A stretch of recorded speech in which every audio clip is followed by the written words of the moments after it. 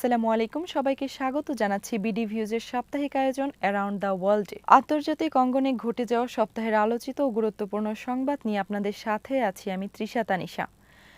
ইরানের দক্ষিণাঞ্চলের অবকাঠামোর ওপর যুক্তরাষ্ট্রের হামলা অব্যাহত থাকলে যুদ্ধকে যুক্তরাষ্ট্রের জন্য অসহনীয় করে তুলতে নতুন কৌশল ও নতুন যুদ্ধ পরিকল্পনা বাস্তবায়ন করা হবে বলে সতর্ক করেছেন ইরানের সেনাবাহিনীর মুখপাত্র ব্রিগেডিয়ার জেনারেল মোহাম্মদ আকরামিনিয়া। বৃহস্পতিবার তিনি বলেন, যুক্তরাষ্ট্র যুদ্ধবিরতি স্মারক লঙ্ঘন করায় সংঘাত এখন নতুন পর্যায়ে প্রবেশ করেছে। তার দাবি, ইরানের অবকাঠামো উপকূলীয় এলাকায় মার্কিন হামলা চলতে থাকলে ইরানের সশস্ত্র বাহিনী পাল্টা অভিযান অব্যাহত থাকবে। আকরামিনিয়া বলেন, যুক্তরাষ্ট্রকে বুঝতে হবে এই পরিস্থিতি দীর্ঘদিন এভাবে চলতে পারে না। তারা যদি আমাদের দক্ষিণাঞ্চলে আগ্রাসন চালিয়ে যেতে থাকে তাহলে আমরা অবশ্যই নতুন পদক্ষেপ নেব। তিনি জানান, নতুন যুদ্ধ পরিকল্পনা ও বিভিন্ন কৌশল ইতোমধ্যে প্রস্তুত করা হয়েছে এবং উপযুক্ত সময়ে সেগুলো প্রয়োগ করা হবে। পাশাপাশি যুদ্ধের নতুন ক্ষেত্রেও প্রবেশ করা ইরানের কৌশলগত বিকল্পগুলোর একটি হতে পারে বলেও ইঙ্গিত দেন তিনি। ইরানি সেনা মুখপাত্র আরও বলেন, যুদ্ধবিরতির সময়কে কাজে লাগিয়ে সেনাবাহিনী তাদের যুদ্ধ প্রস্তুতি আরও জোরদার করেছে। বিশেষ করে বিমান বাহিনী ও বিমান প্রতিরক্ষা ইউনিটের মনোবল, সক্ষমতা ও প্রস্তুতি আগের তুলনায় আরও উন্নত হয়েছে বলে দাবি করেন তিনি। সম্ভাব্য স্থল আগ্রাসনের প্রসঙ্গে আকরামিনিয়া বলেন, ইরান কোনো ধরনের শত্রু তৎপরতাকেই অসম্ভব বা অপ্রত্যাশিত মনে করে না এবং সব ধরনের পরিস্থিতির জন্য প্রস্তুতি নেওয়া হয়েছে। তার ভাষ্য, স্থল অভিযান শুরু হলে আকাশপথ বা দূরপাল্লার হামলার তুলনায় প্রতিপক্ষের দুর্বলতা অনেক বেশি প্রকাশ পাবে এবং ইরানি বাহিনী আরও কার্যকরভাবে বড় ধরনের ক্ষয়ক্ষতি করতে সক্ষম হবে। বক্তব্যের শেষে তিনি বলেন, নিহত সেনা সদস্য, শহীদ নেতার রক্তের প্রতিশোধ নেওয়া এখন ইরানের জনগণের জাতীয় দাবি। সেই লক্ষ্য সামনে রেখেই সশস্ত্র বাহিনী তাদের পরিকল্পনা প্রণয়ন করেছে এবং যথাসময়ে আগ্রাসনের জবাব দেওয়া হবে বলে তিনি দাবি করেন।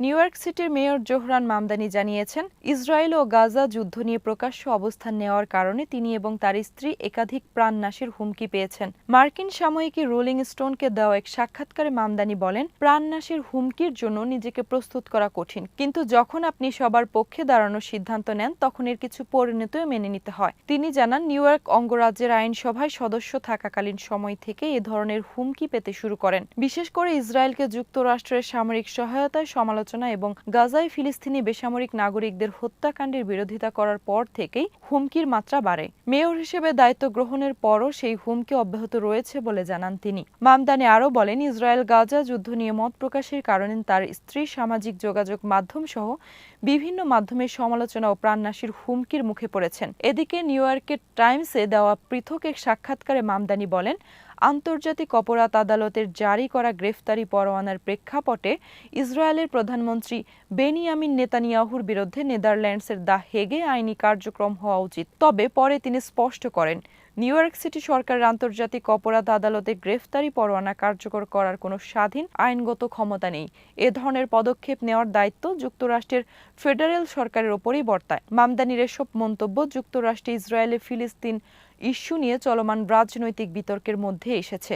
তার দাবি, মত প্রকাশের স্বাধীনতা ও মানবাধিকারের পক্ষে অবস্থান নেওয়ার কারণেই তিনি এবং তার পরিবার দীর্ঘদিন ধরে হুমকি ও সমালোচনার মুখোমুখি হচ্ছেন। ইসরায়েলের জ্বালানি মন্ত্রী এলি কোহেন জানিয়েছেন, ইরানের সম্ভাব্য যে কোনো হামলার আশঙ্কায় দেশটি সর্বোচ্চ সতর্ক অবস্থায় রয়েছে। বৃহস্পতিবার স্থানীয় রেডিও স্টেশন 103 FM কে দেওয়া সাক্ষাৎকারে তিনি বলেন, গত 3 সপ্তাহ ধরে মধ্যপ্রাচ্যের পরিস্থিতি নিবিড়ভাবে পর্যবেক্ষণ করছে ইসরায়েল এবং যে কোনো পরিস্থিতি মোকাবেলায় প্রস্তুত রয়েছে। কোহেনের দাবি, মধ্যপ্রাচ্যে অস্থিতিশীলতার জন্য ইরানই দায়ী। তিনি সতর্ক করে বলেন, ইরান যদি কোনো ভুল করে তাহলে আমরা শক্তিশালী জবাব দেব। একই সঙ্গে তিনি অভিযোগ করেন, তেহরানের বর্তমান শাসন ব্যবস্থা আঞ্চলিক স্থিতিশীলতার জন্য হুমকি এবং দীর্ঘমেয়াদী স্থিতিশীলতা নিশ্চিত করতে সেখানে শাসন পরিবর্তন প্রয়োজন। এছাড়া ইরানকে পারমাণবিক অস্ত্র অর্জন থেকে বিরত রাখাই ইসরায়েলের প্রধান লক্ষ্য বলেও মন্তব্য করেন তিনি। যুক্তরাষ্ট্র ও ইরানের মধ্যে স্বাক্ষরিত সাম্প্রতিক সমঝোতা নিয়েও সমালোচনা করেন কোহেন। তার দাবি, তেহরানের সঙ্গে কোনো চুক্তিতে পৌঁছানোর যৌক্তিকতা নেই বলে আগে থেকেই ওয়াশিংটনকে জানিয়েছিলেন ইসরায়েল। এদিকে ইসরায়েলের রাষ্ট্রীয় সম্প্রচার মাধ্যম কান জানিয়েছে, যুক্তরাষ্ট্র ইরানের বিরুদ্ধে হামলা জোরদার করায় তেল আবিব সরাসরি ইরানের সঙ্গে সংঘর্ষের আশঙ্কায় সতর্কতা আরও বাড়িয়েছে। প্রতিবেদনে বলা হয়, ওয়াশিংটন ইসরায়েলকে জানিয়েছে যে আগামী কয়েক দিনে তারা ইরানের বিরুদ্ধে হামলা আরও তীব্র করতে চায় এবং চলমান উত্তেজনায় প্রথমবারের মতো ভারী বোমারু বিমান ব্যবহারের পরিকল্পনা রয়েছে। প্রতিবেদনে আরও বলা হয়, মার্কিন প্রেসিডেন্ট ডোনাল্ড ট্রাম্প ইরানের যেকোনো পাল্টা জবাবের প্রতিক্রিয়ায় দেশটির জাতীয় অবকাঠামোতে হামলার হুমকি দেওয়ার পরিস্থিতি আরও জটিল হয়ে উঠেছে। এতে ইরান ইসরায়েলের দিকে ক্ষেপণাস্ত্র নিক্ষেপ করতে পারে এবং পাল্টা হিসেবে ইসরায়েল আবারও ইরানের ভেতরে হামলা চালাতে পারে বলে আশঙ্কা করা হচ্ছে।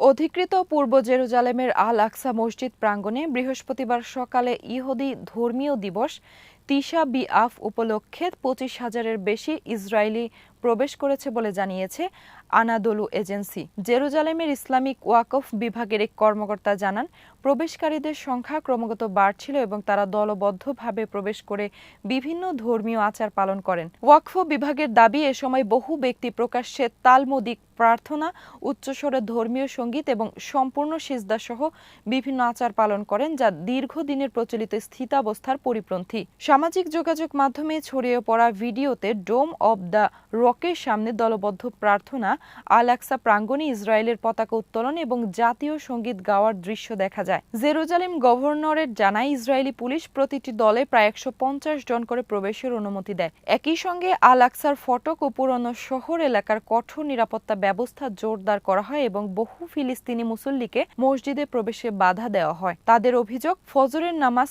আসা কয়েকজন মুসল্লিকেও ইসরায়েলি বাহিনীর মারধর করে।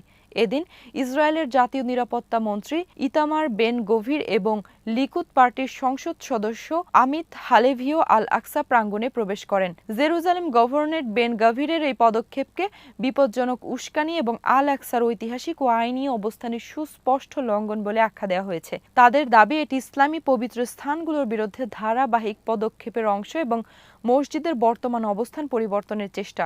অন্যদিকে ইসরায়েলের বামপন্থী সংগঠন পিস নাও ঘটনাটিকে বিপজ্জনক উস্কানি বলে উল্লেখ করেছে। সংগঠনটি বলেছে, প্রচলিত স্থিতাবস্থা অনুযায়ী যেখানে ইহুদিদের সমবেত প্রার্থনা অনুমোদিত নয়, সেখানে এ ধরনের কর্মকাণ্ড উত্তেজনা আরও বাড়াতে পারে। আল আকসা মুসলমানদের তৃতীয় পবিত্রতম স্থান, আর ইহুদিরা একই এলাকাকে টেম্পল মাউন্ট হিসেবে বিবেচনা করেন। 1967 সালে ইসরায়েল পূর্ব জেরুজালেম দখল করে এবং 1980 সালে শহরটি সংযুক্ত করার ঘোষণা দিলেও তা আন্তর্জাতিকভাবে স্বীকৃত নয়। আজ এখানেই শেষ করছি। সবাই ভালো থাকুন, সুস্থ থাকুন আর নিরাপদে থাকুন। ভালো লাগলে চ্যানেলটি সাবস্ক্রাইব করুন। আল্লাহ হাফেজ।